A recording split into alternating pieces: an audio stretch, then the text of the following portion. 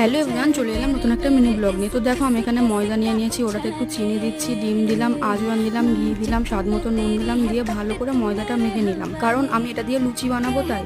আর দেখো, এদিকে আমার ময়দাটা পুরো মাখা হয়ে গেছে, তাই কিছুক্ষণের জন্য রেস্টে রেখে দিলাম। আর এইদিকে আমি আদা রসুনগুলো ভালো করে বেটে নিলাম। আর আমি কিন্তু এক হাত দিয়ে ভিডিও বানাচ্ছি আর এক হাত দিয়ে পিষে তোমাদের দেখানোর জন্য। আর এইদিকে দেখো, একটু আজওয়ান বেশি ছিল তাই আমি সেটাই খাচ্ছি। আর দেখো, আমি রাস্তার ধারে দাঁড়িয়ে আছি, কারণ এই যে এই বাসটাতে আমার মামাতো ভাই আসছে। আর দেখো, ওরা নেমেও পড়েছে। না, ওরা একা একা আসেনি, আমার দাদু ছিল, দাদু নামিয়ে দিল আর আমি তো রাস্তায় দাঁড়িয়েছিলাম। তারপর ওখান থেকে বাড়ি এসে রেস্টে রাখা ময়দাটা ভালো করে আরেকবার মাখিয়ে নিলাম। আর দেখো, এইদিকে আমি লুচি বেলতেও শুরু করে দিয়েছি। আর দেখো, লুচিগুলো কত সুন্দর গোল হয়েছে। আর এইভাবে একে একে আমি সব লুচিগুলো বেলে নিলাম। আর তারপর দেখো, আমি এখানে লুচি ভাজার জন্য তেল ঢেলে নিয়েছি একটা কড়াইতে। আর তারপর তেল গরম হলে আমি কড়াইতে একটা লুচি ছেড়েও দিয়েছি। আর দেখো, লুচিটা কত সুন্দর ফুলেছে।